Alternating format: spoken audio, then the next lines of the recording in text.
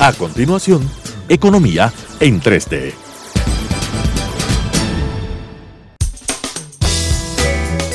Clasificación A. Apto para todo público.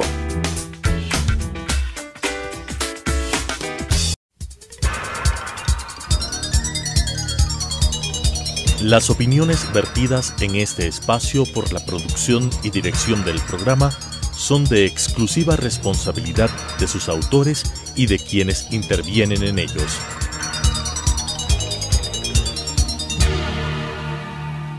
Telesucesos Canal 29 presenta Economía en 3D. Qué gusto compartir con ustedes, estimados amigos, nuevamente este programa Economía en 3D con Daniela Oleas, Rodrigo Espinosa y Mauricio Pozo, quienes habla. En esta oportunidad hemos creído conveniente conversar sobre un tema de coyuntura. Como seguramente ustedes habrán escuchado en los medios de comunicación, en la prensa escrita, en la televisión propiamente dicha, el anuncio de la creación de un foro de economía y finanzas públicas que está conformado por 20 economistas sobre distintas corrientes pertenecientes a distintos gobiernos, que han elaborado un documento que fue presentado al presidente de la República la semana anterior y que ha dado pie para que se produzca una primera reunión con 3 miembros del foro para en una etapa posterior conversar con otros delegados de esta instancia para simplemente recibir el gobierno la información, la opinión, la lectura sobre la situación económica de esta agrupación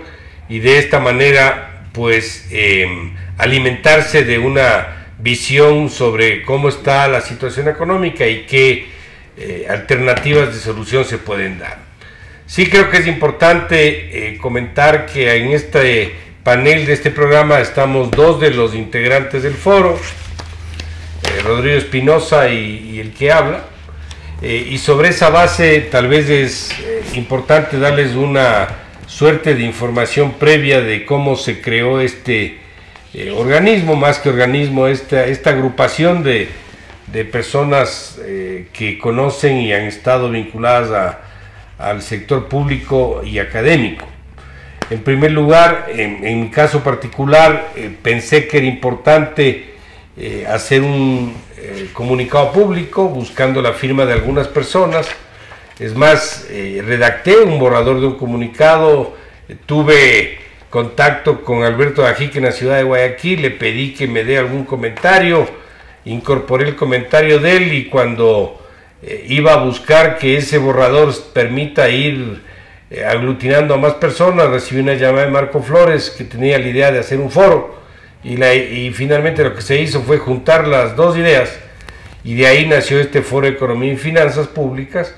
Vale aclarar que se trata de un foro cívico, un foro absolutamente con objetivos patrióticos, no es un grupo político, no es un grupo de amigos, no es un tema gremial, es absolutamente una instancia de análisis económico y que sugiere alternativas, sugiere políticas a adoptarse, y persigue absolutamente eso. No existen miembros o integrantes del foro que tengan algún interés particular en esto, y si alguna persona en algún momento va a ser parte de algún gobierno, pues simplemente tendría que retirarse del foro. Esa es un poco la característica de esta agrupación. No está cerrado a la participación de más integrantes.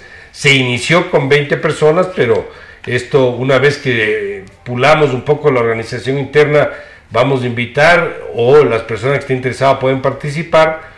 Obviamente deberían participar siempre que tengan algunos principios o los principios similares a los que nosotros compartimos. Simplemente doy como ejemplo, nosotros creemos que hay que mejorar la eficiencia del sector público y parte del problema es un Estado obeso que tiene un tamaño excesivo que no se puede sostener hacia adelante, y sobre esa base todos estamos de acuerdo. Si alguien cree que el Estado tiene que ser empresario, probablemente no calce mucho en esta instancia. Entonces sí creo que hay que compartir ciertos principios básicos.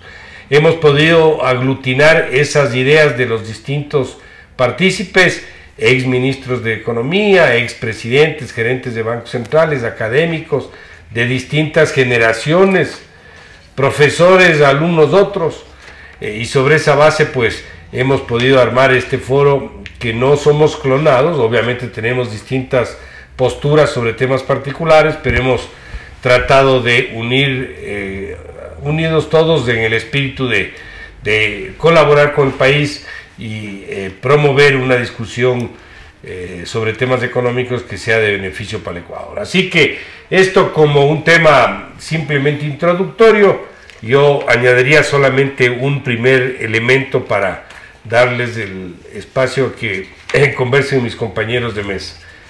Creemos firmemente que lo actuado en los últimos años en el Ecuador, en la última década, un poco más, no puede seguir. Creemos que el modelo económico es un modelo fallido, creemos que las políticas económicas aplicadas en la última década no son las que el país requiere.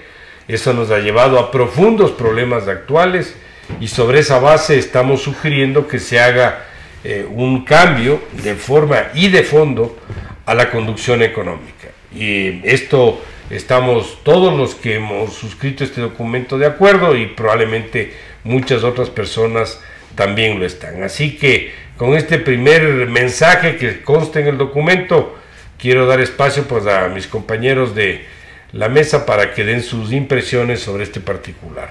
Por favor, Rodrigo, Daniel. Sí.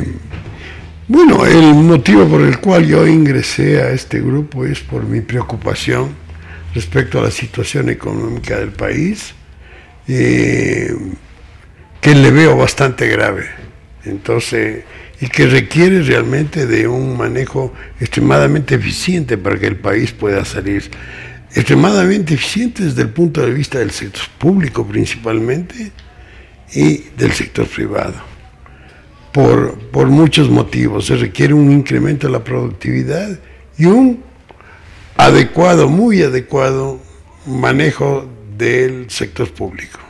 Entonces ha habido, como dice Mauricio, problemas muy serios por las políticas adoptadas, fundamentalmente en los últimos años de la década, a partir de 2007, pero principalmente en los últimos años y en el año 2009, se adoptaron un sinnúmero de medidas que no son convenientes y que han impactado duramente en la situación económica del país.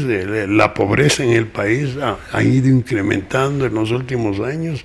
El país tiene una deuda externa que es sumamente complicada, igual a la deuda interna pública, que está generando desequilibrios muy graves. El sector público ha crecido a niveles totalmente inaceptables, y que es necesario estimular la actividad económica privada.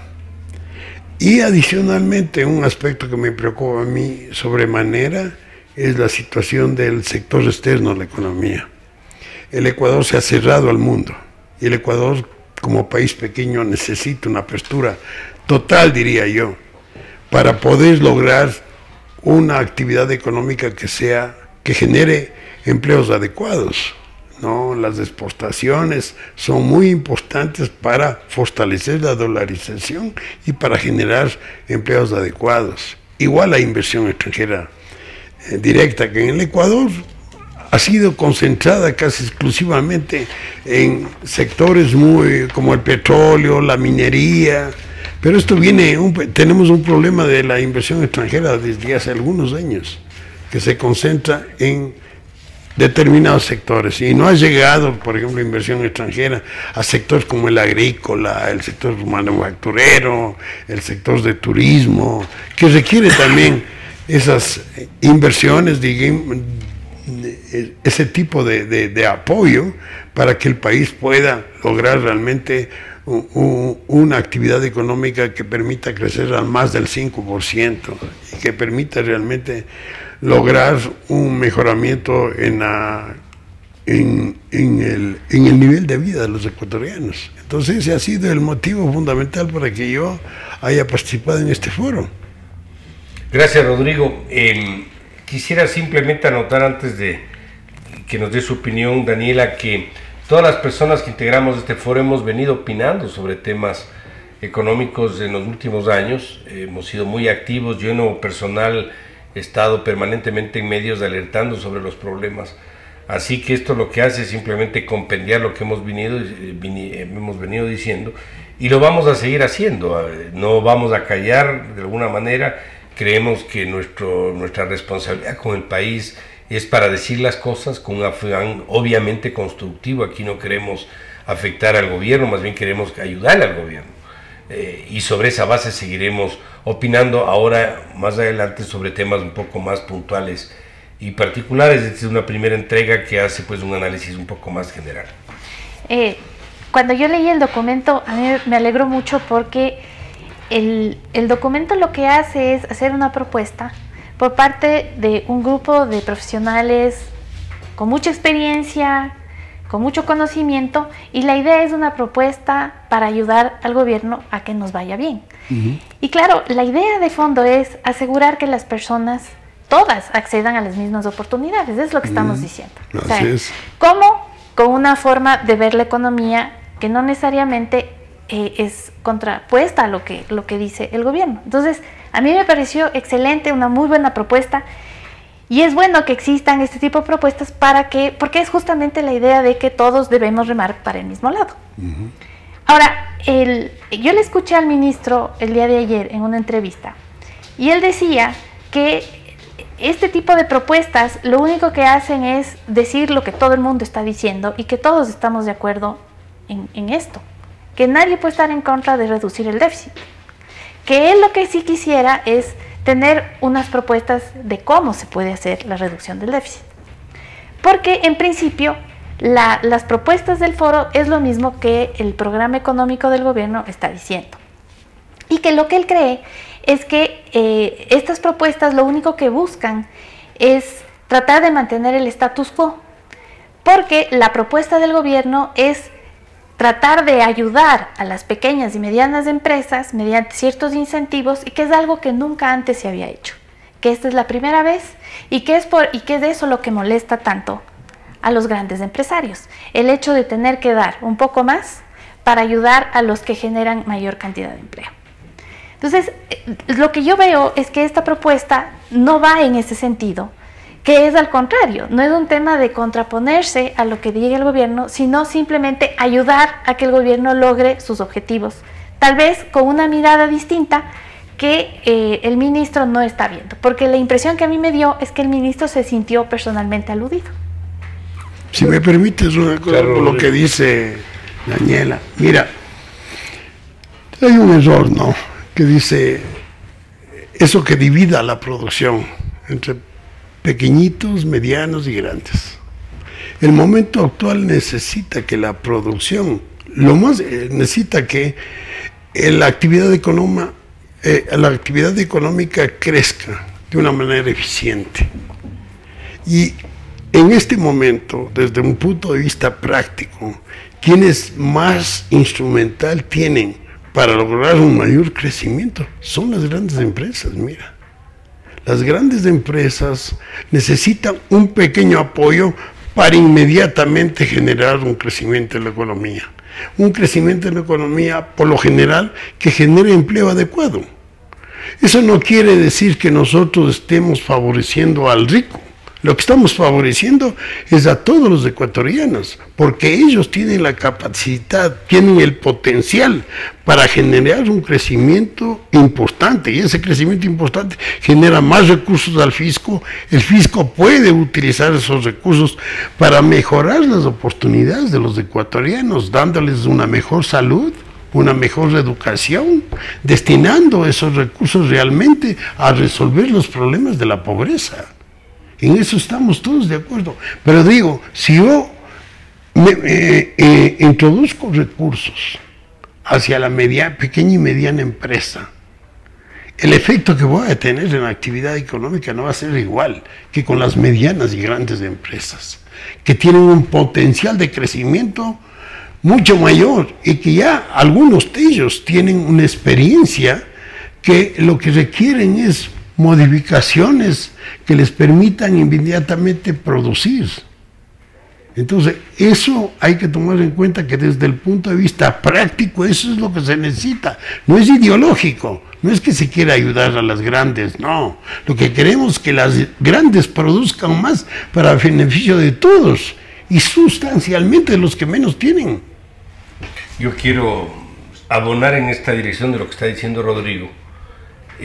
Yo creo que es una suerte de tara ideológica a ratos esto de que ayudemos ahora a los chicos porque son los que más aportan en empleo y les dejamos a los otros de lado, cuando sabemos que las grandes les compran cosas a las chicas. Y son las que más... Y cuando las grandes no están bien, no les compran a las chicas. Entonces no hay cómo separar el mundo en el papel, en el pizarrón hay cómo hacer eso, pero en la política económica no hay cómo hacer eso. Primer tema. Segundo tema, hay que aclarar varias cosas. Nosotros somos una instancia de análisis cívico, donde hacemos un análisis y hacemos unas propuestas, pero nosotros no somos las autoridades económicas.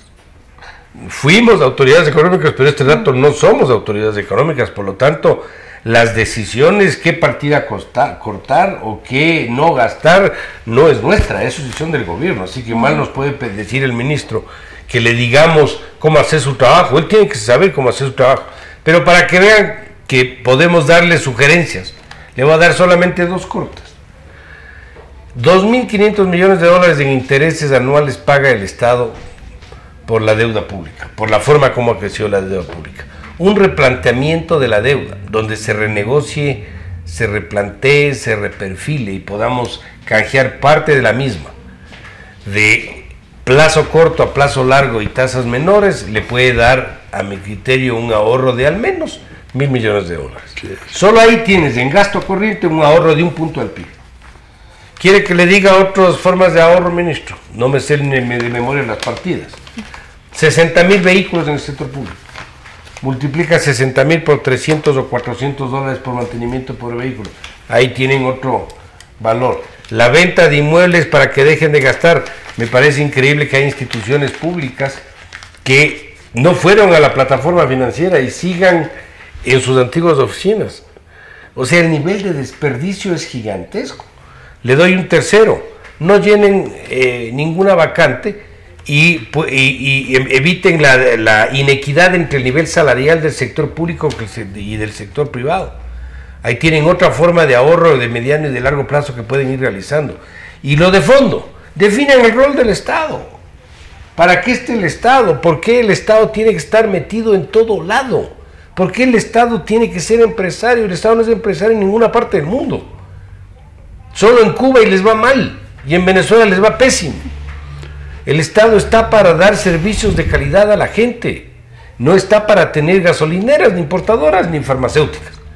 Si se define el rol del Estado y hay un proceso gradual de traspaso con figuras tipo alianzas público-privadas o concesiones, va a ir desplazándose el gasto. Esto no es un tema de una noche, obviamente, esto es gradual y poco a poco en tiempo, pero ahí tiene formas de ir reduciendo el gasto público. Verás, bueno, lo que estamos apostando también es con experiencia, ¿no? Muchos hemos sido funcionarios internacionales, yo he sido decano de la Facultad de Economía, he estado dedicado a la educación, he estado en el Banco Central, he estado en el Ministerio de Finanzas, pero yo tengo quiero dar un ejemplo. Cuando yo estuve en el Banco Mundial como director del Banco Mundial, el Banco Mundial solamente tenía un vehículo para todo el funcionamiento del Banco Mundial, un solo vehículo, que el vehículo se usaba para ir al aeropuerto cuando venía una persona para traerle a un sitio determinado, pero ni el director ni el gerente del Banco Mundial tenían vehículo de la institución. Entonces aquí debemos pensar así, o como era antes del Ecuador. El Ecuador era, el ministerio tenía un vehículo, el ministro. Y punto. Y punto. Y aquí se debe hacer lo mismo. Y yo creo que ni siquiera se necesita que el ministro o el gerente de un banco central tengan vehículo, porque ellos ya tienen su propio vehículo, ¿no? Entonces, si nosotros quitamos toda esa cantidad de vehículos que hay en el sector público, el ahorro es importante, porque se podría coger esos vehículos, venderlos, y ya se pierde un montón de servicios que uno tiene que pagar permanente.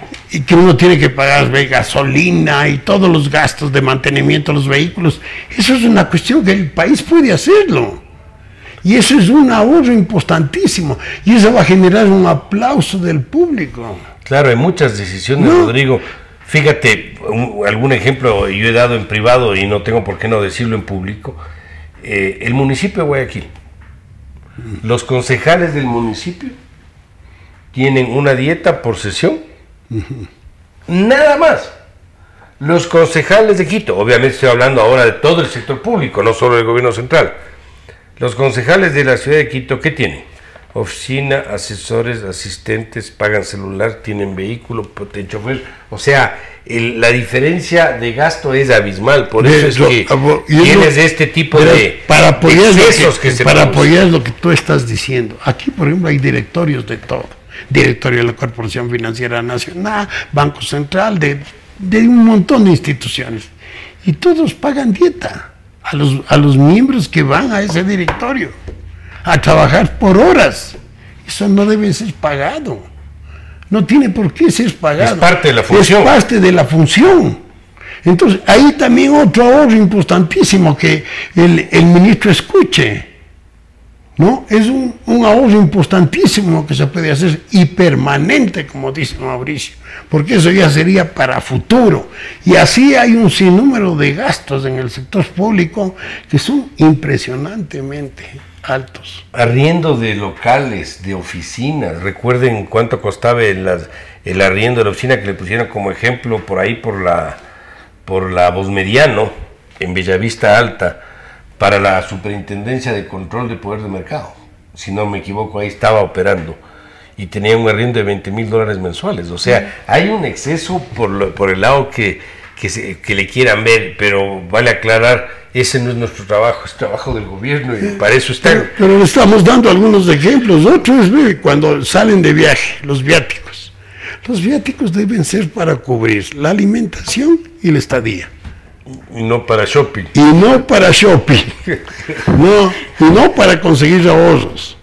Entonces, ese tipo de cosas saben muy bien los burócratas y pueden reducir sustancialmente el gasto. Y el uso de cero papeles. Sí. El uso de cero papeles. Entonces, el espacio de reducción de gasto, yo creo que es un tema que está fuera de discusión.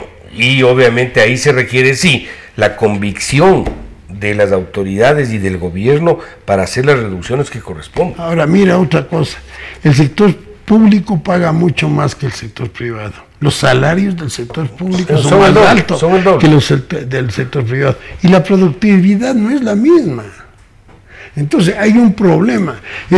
Esta deflación que estamos viviendo nosotros, la inflación negativa y el desempleo, está generando que mucha gente que fue al desempleo obtiene un nuevo empleo a un salario inferior al que tenía antes.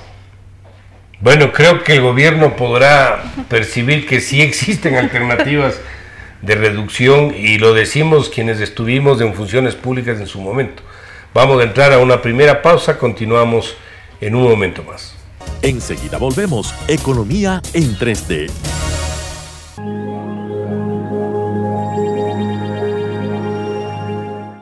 Por favor, acompaña a Leticia todo el tiempo. Ella es nueva y este es su primer día. Mami, no la puedes descuidar. Mami, es todo otra estará cosa, bien, otra de veras. cultura. Asegúrate de estar Muy con bien. ella todo el tiempo. Que Adiós, les vaya mami. bien y que se divierta. Ignora a mi mamá. Está nerviosa por todo esto. Creo que se preocupa más de la cuenta, ¿no crees? Y siempre hace lo mismo.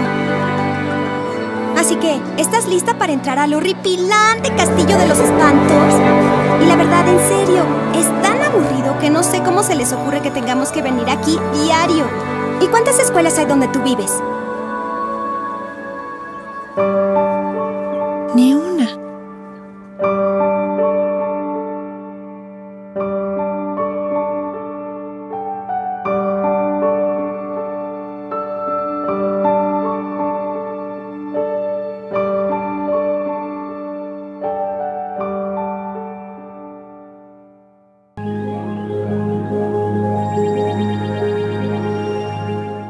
Continuamos Economía en 3D. En esta segunda parte del programa Economía en 3D con Daniela Oleas, Rodrigo Espinosa y Mauricio Pozo, analizando la creación de este foro de economía y finanzas públicas, y hemos abordado algunos temas. Uno de ellos tiene que ver con uno de los problemas que compartimos todos los que estamos siendo parte de este foro, que es que efectivamente hay un problema de excesivo gasto, un tamaño del Estado que no corresponde a unas finanzas públicas sostenibles en el tiempo, y dado que las autoridades han dicho que le digamos cómo hacer las cosas, hemos dado algunos ejemplos, a pesar de que esa no es nuestra responsabilidad, sino del gobierno. Pero más allá de eso, yo quisiera seguir avanzando un poquito en este tema, que me parece importante hacerlo. Uno de los elementos que hemos nosotros anotado, y por cierto quisiera adelantar que el foro está de acuerdo, hace referencia al tema del endeudamiento.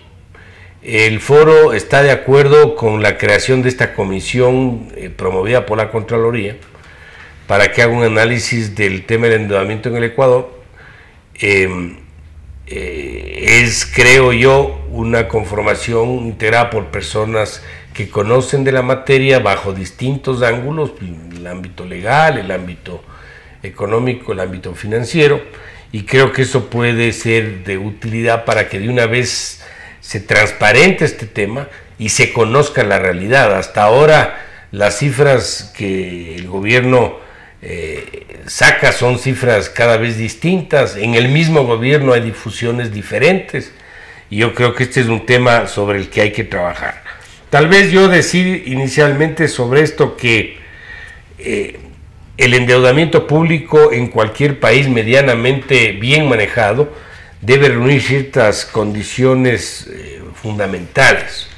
Unas pueden estar inscritas en la ley, pero otras son de praxis económica probada. Y voy a dar algunos elementos. En primer lugar, el endeudamiento no puede estar distante de la capacidad de pago de la economía, del crecimiento de la economía, del peso en el presupuesto del Estado. Aquí parámetros de relación con el monto de endeudamiento no se han dado y no ha guardado ninguna coherencia. En segundo lugar, el endeudamiento tiene que tener un actor que también opine sobre esto y que no todos sean juez y parte. En el pasado este rol lo cumplía el Banco Central. El Banco Central, lamentablemente, desde el periodo anterior ha sido un apéndice del Ejecutivo y no ha cumplido el rol que cumplía en su momento de opinar sobre la deuda.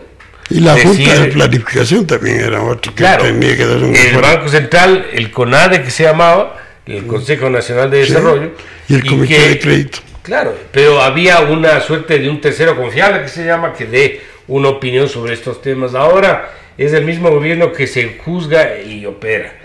La deuda interna tenía que ser instrumentada a través de transacciones vía bolsa. ¿Para qué? Para transparencia. Eso también se eliminó. Ahora es a dedo el otorgamiento de los fondos.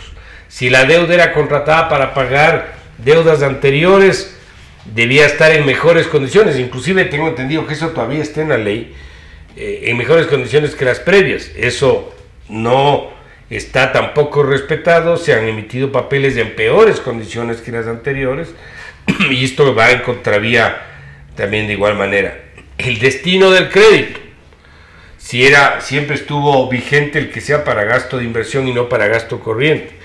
Aquí, si uno analiza los montos de endeudamiento con los montos de gasto corriente de los presupuestos de los distintos años, se va a dar cuenta que la magnitud es más grande. Es decir, parte de esto también fue para gasto corriente. Así es. Más y para pagar deudas anteriores. Eso también es un problema. Si me permite, sobre lo mismo, que es un aspecto que también, si puede escuchar, el ministro puede adoptarlo.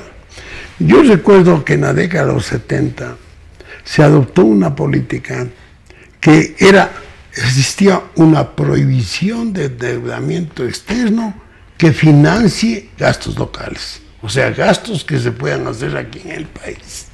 El financiamiento externo era solamente para el componente de importaciones. Claro, había moneda nacional. Bueno, pero te digo ahora también se puede hacer lo mismo. Sí, se puede hacer lo mismo. O sea, que el financiamiento externo sea solamente para cubrir bienes y servicios importados y no para bienes y servicios nacionales, porque eso te genera un efecto positivo en la balanza de pagos. Antes el Banco Central tenía que dar un informe para estudiar, analizar el efecto del crédito externo en la balanza de pagos. ¿Y el impacto monetario? Y el impacto monetario. Esos dos eran aspectos muy importantes. Entonces, si vos ves el efecto del endeudamiento externo en la balanza de pagos, te das cuenta que es necesario poner un límite y que no se financien gastos locales con financiamiento externo. Eso quiere decir que gastos corrientes están totalmente prohibidos. Pero no compra de cosas que puedes hacer en el país. Pero el tema de la ley del Código de Planificación y Finanzas Públicas, muchos de los temas que ustedes mencionan están en la ley. Y claro, el problema es Perdóname, el de que yo te digo no está. Bueno, ese no, pero por ejemplo eso de que el endeudamiento solamente debería ser para inversiones. Para inversión.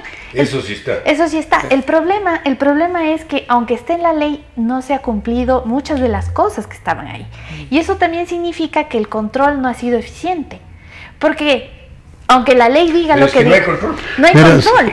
Entonces ese también es un problema, porque no es solo un tema de ley. Pero verás, no es solamente las inversiones, porque tú en inversiones tienes pago de salarios, compras de bienes nacionales, ¿no? Está puesto dentro hay muchos gastos corrientes. No son inversión. Muchos gastos corrientes que están metidos como inversión, ¿no? Capacitación y todo ese tipo de cosas. Hay un montón de cosas que se pone como inversión y sobre todo en los gobiernos nacionales. Pero cuando tú tienes esa limitación que el de endeudamiento externo solamente cubre gastos en el exterior, ya dejas de cubrir endeudamiento externo para salarios, para capacitación y para un montón de cosas que lo incluyen como parte de la inversión. Pero lo que yo quería decir es que la preocupación que yo tengo es que aunque esté en la ley, eso no significa que se cumpla y que está faltando algo más que asegure que lo que está en la ley se cumpla. Pero eso es porque no hay los informes.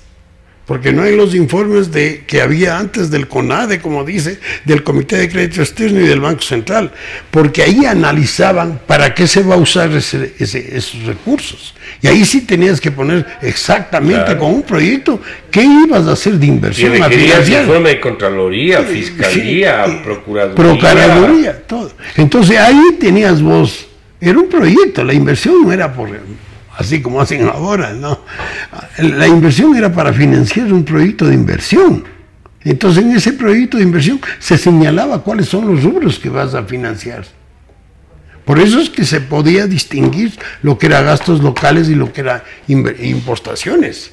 Entonces, ese tipo de cosas. Se necesita un análisis más profundo, una gestión más importante del endeudamiento externo. Fíjate el nivel que llegamos, yo me acuerdo hasta con nostalgia del tema. Yo recuerdo que trabajaba en el Banco Central en la Subgerencia de Mercado de Capitales y Crédito Externo, así se llamaba. Y yo llegué a hacer estos informes de impacto del endeudamiento. Llegamos al impacto en el multiplicador del dinero. Claro. El multiplicador no es más que un factor para los industriales de ver cómo crece la cantidad de circulante cuando viene plata de afuera, por ejemplo. Y calculábamos eso. Cuando era para gastos locales, porque ya no se necesitaba para claro, entonces había un trabajo, yo diría, bastante bien hecho del impacto del endeudamiento, que es lo que yo lamento que en este momento ese tipo de requisitos obviamente no se mantienen, no se cumplen. Y ese tipo de estudios tampoco se mantengan, que sirven para la toma de decisiones. Y desde el punto de vista macroeconómico, lo que estamos hablando, el financiamiento externo solo para cubrir gastos locales. Eso tiene una eficiencia bestial en la economía, porque te genera un aspecto positivo, tanto en la balanza de pagos como en las variables monetarias. Eso es muy importante, ¿no? Muchas veces se tenía problemas con los organismos multilaterales porque te daban un financiamiento para un proyecto en donde incluían gastos locales y no gastos locales. Y le decíamos, no, con ustedes, usted me financia solamente los gastos locales. El resto no podemos recibir como parte del financiamiento externo. y aceptaban. Consideraban que esa era una política correcta. Fíjate, en las condiciones financieras, por ejemplo, siempre estuvo prohibido, y eso yo lo viví porque eso me plantearon en el último Club de París, que lo firmé cuando estaba en el ministerio, que fue el Club de París número 8, por 88 millones de dólares, lo cual me da hasta risa viendo las cifras que ahora se manejan. Ya, pero a lo que voy es, ahí dijeron que aceptaban el planteamiento nuestro de renegociar la deuda con gobiernos, amparado el Club de París, pero pero ellos requerían que nosotros garanticemos con petróleo. Yo les dije que eso no les voy a aceptar porque eso es absolutamente impresentable política y legalmente. Bueno, eso de garantizar con activos del Estado siempre estuvo prohibido. Claro, totalmente prohibido. Ahora no solamente que garantizas, sino que pagas con activos. Pagas con petróleo. Suficiente la garantía del gobierno. Garantía soberana. La garantía soberana. Nada más. Entonces ese es otro elemento que se ha violentado. Es una reforma que hicieron en el 2014, me parece. Claro, me parece terrible. Y eso que le pidan de favor a Petroecuador para que le conceda financiamiento al gobierno, me parece a mí el colmo. Verás, otro requerimiento. Endeudamiento público por esencia tiene que ser público y difundido. Claro. ¿Cómo puedes tú suscribir una cláusula de confidencialidad de un endeudamiento público? Eso han hecho con las ventas anticipadas de petróleo. Y eso está en contra de lo que dice la ley, porque la ley te prohíbe eso, te dice mientras estés negociando es el secreto, pero una vez que se firma ya tiene que ser público. Negociando es lo lógico. Es lo lógico. Y la negociación no es muy larga. No es muy larga. Por lo general es muy corta. Pero ahora, pero es un acuerdo ministerial, o sea, el acuerdo ministerial no podría ir en contra de la ley. Eso es ilegal. Mira, ¿y sabes qué? Inclusive yo te diría, hay cosas que legalmente pueden estar correctas, pero técnicamente son una irracionalidad. Pero fíjate, lo del 40%, por ejemplo, ¿de dónde sacaron lo del 40%? Como pudo haber sido 30 o 50. El problema ese no es el problema. Pero mira, uno de los problemas del endeudamiento externo, aquí estamos hablando de montos, de volumen, pero en los periódicos todos los días está saliendo del error que cometió el país con estas divisas, préstamos obtenidos con garantía de petróleo. Con garantía de petróleo. Y que se habla de que esos préstamos han generado una pérdida muy importante en el país, porque el petróleo que está vendiendo es un petróleo que se está vendiendo a un precio inferior al del mercado. Eso ha dicho el ministro. Eso vienen diciendo ya meses. Meses.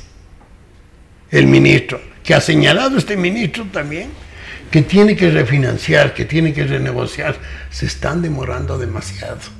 Se están demorando demasiado, porque si él está consciente de que el Ecuador está perdiendo, eso debió haber renegociado inmediatamente, o si no, ver la posibilidad de obtener un financiamiento para repagar estos contratos, para cancelar anticipadamente estos contratos, porque si eso le va a beneficiar al país, el gobierno va a tener ingresos muy importantes, que le van a permitir bajar el gasto, ¿no? Y uno de los problemas que señala la mesa no servida, estos economistas, es que el país, uno de los problemas, raíces del problema, es el excesivo gasto público.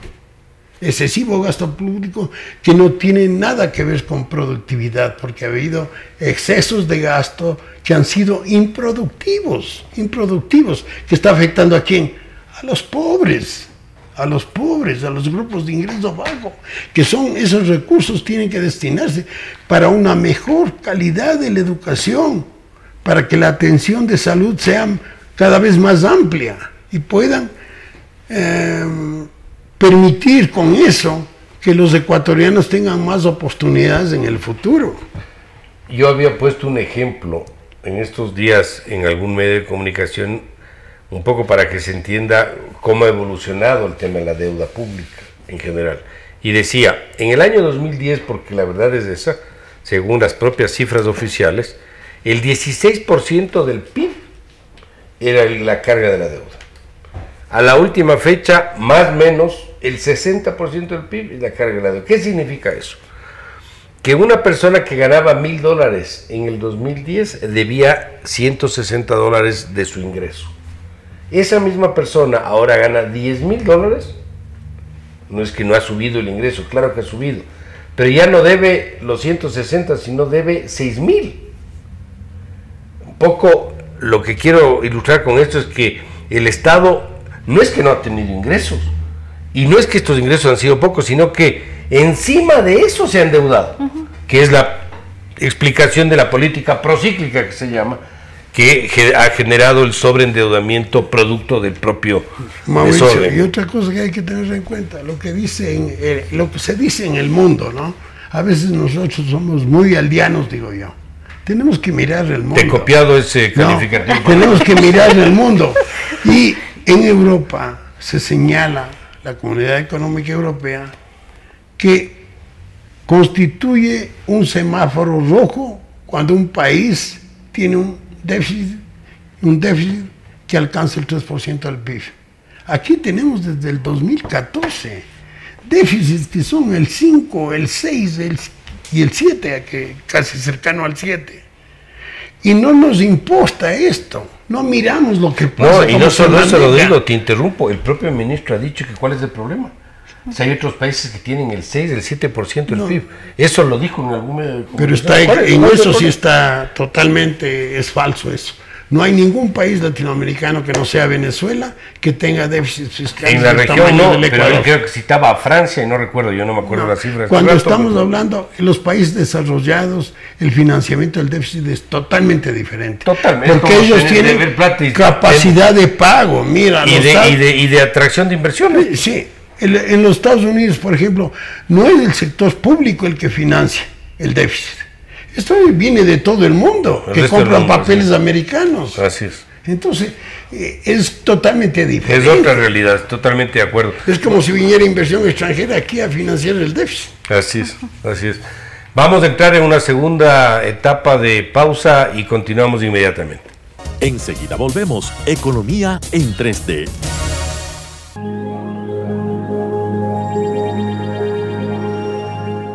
Se estima que más de 1.000 millones de personas están viviendo en extrema pobreza, sin tener los niveles básicos de comida, agua. Casi la mitad de la población mundial gana menos de...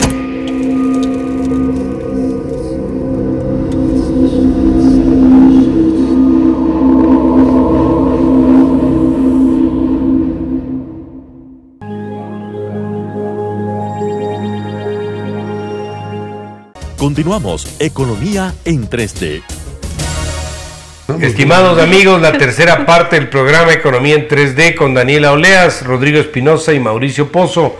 Hemos estado en las dos primeras partes del programa conversando sobre algunos elementos que contiene esta propuesta al señor presidente de la República del Foro de Economía y Finanzas Públicas.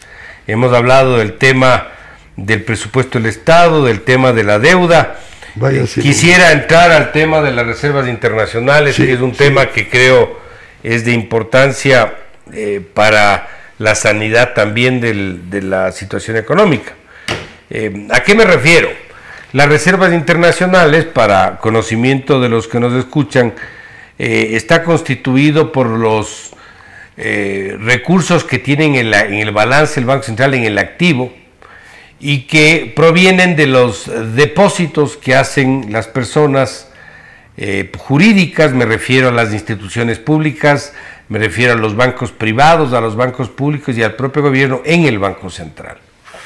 Esos recursos de liquidez que se depositaron, que en el lado de la plata es del activo y en el lado de la obligación es un pasivo, fueron prestados en cantidades significativas al gobierno para que éste cubra sus problemas de exceso de gasto. Desde que se inició este proceso, que ya debe tener calculo unos 3 años más o menos, 2009.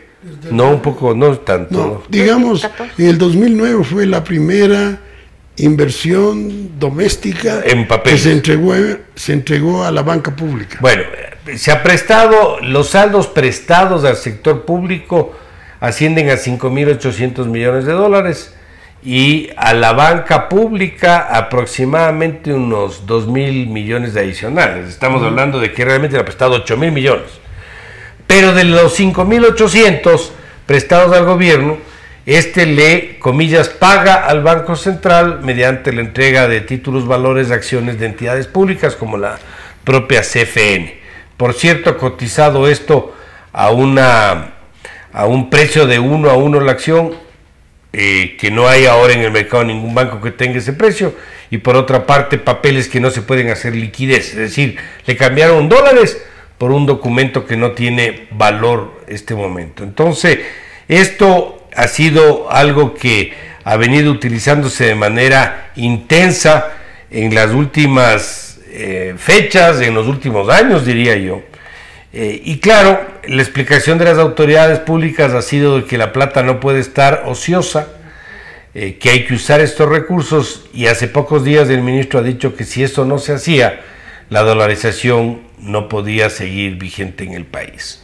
Creo que hay suficiente tela para poder analizar este asunto, así que les dejo a mis compañeros a ver qué opinan. El ministro justo ayer en la entrevista que yo le escuché dijo eso, dijo que si es que no se hubiese hecho eso desde el 2014 y el Banco Central no hubiese sido activo, sino solamente el papel que se le quería dar antes, es decir, como custodio, la dolarización se hubiese caído.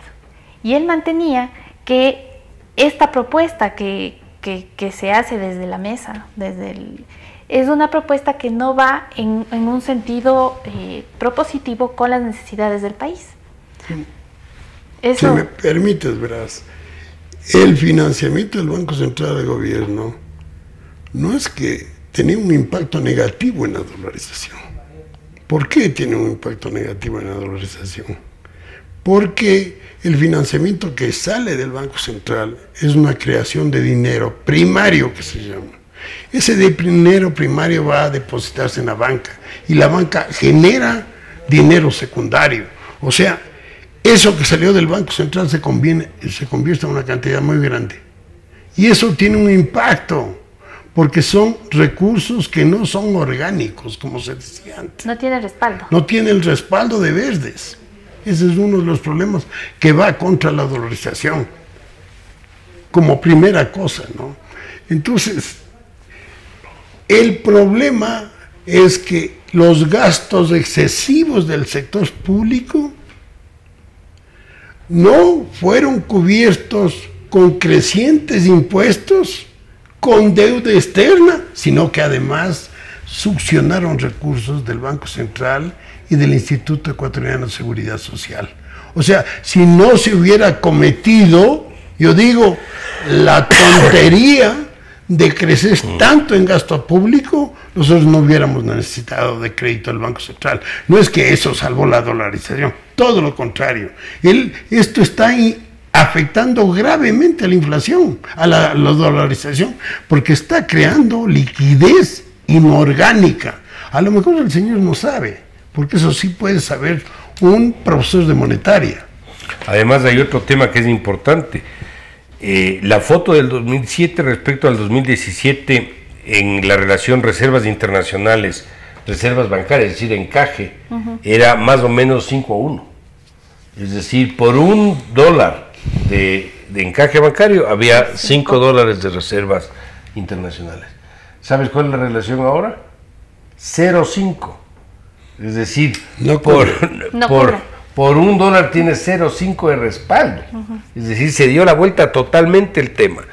Y esto en la práctica lo que ha significado es que los dólares que son parte de las reservas y que son parte de la liquidez de la economía no se han precautelado para solventar situaciones de emergencia que se puedan dar mañana, por ejemplo, con alguna institución financiera. Entonces, ¿cómo se puede sostener que el uso de eso ha sido positivo cuando estamos debilitando la capacidad de actuar si hay una situación de shock monetario como puede ser un problema bancario. Oye, y una cosa que no hemos hablado, por ejemplo, vos decías la relación reserva con el encaje, pero hay otro aspecto que es muy importante también.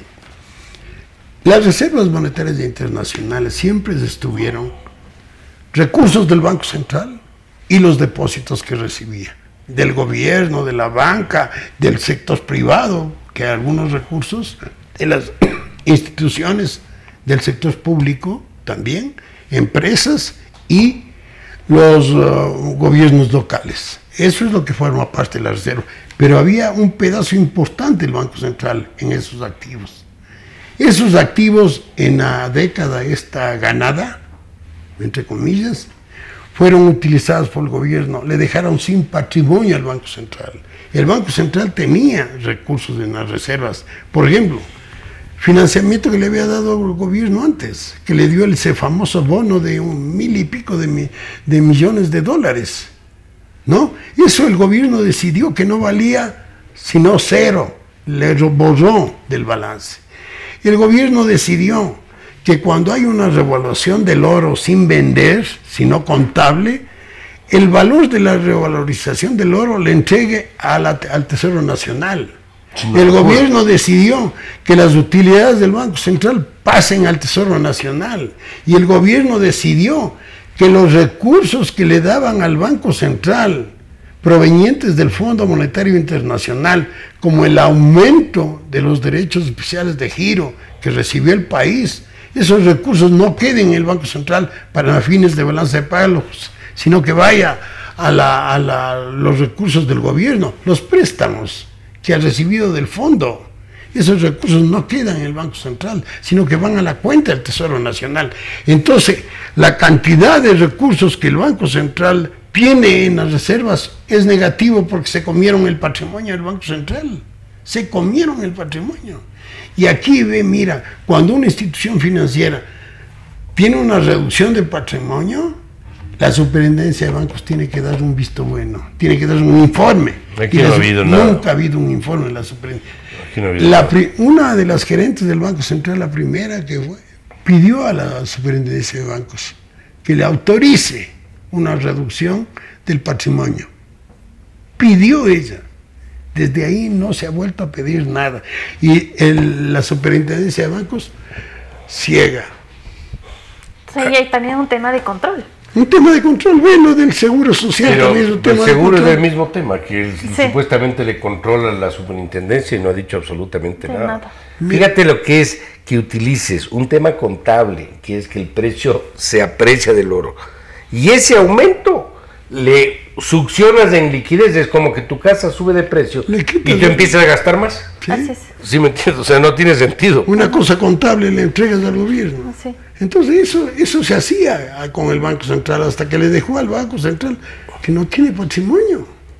No tiene patrimonio. Queridos amigos, se nos ha pasado el tiempo muy rápido, hemos abordado los principales temas, obviamente hay muchos otros que creo que los podemos seguir tratando en una próxima entrega, pero queremos nuevamente agradecerles su confianza de poder compartir con nosotros estas reflexiones. Esperemos pues que este análisis sea de beneficio para todos, que se entienda mejor la situación, que también se entienda cuál es el objetivo de este foro de economía y finanzas públicas que se ha creado de manera cívica, y de esta manera pues que contribuyamos al entendimiento mejor de la situación del país. Un mejor entendimiento creo que es absolutamente beneficioso para todos. Hasta una próxima oportunidad, les agradecemos su confianza y su atención.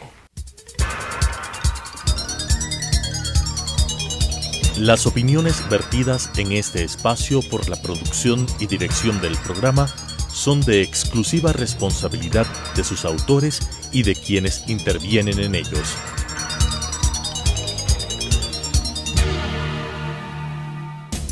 Telesucesos Canal 29 presentó Economía en 3D.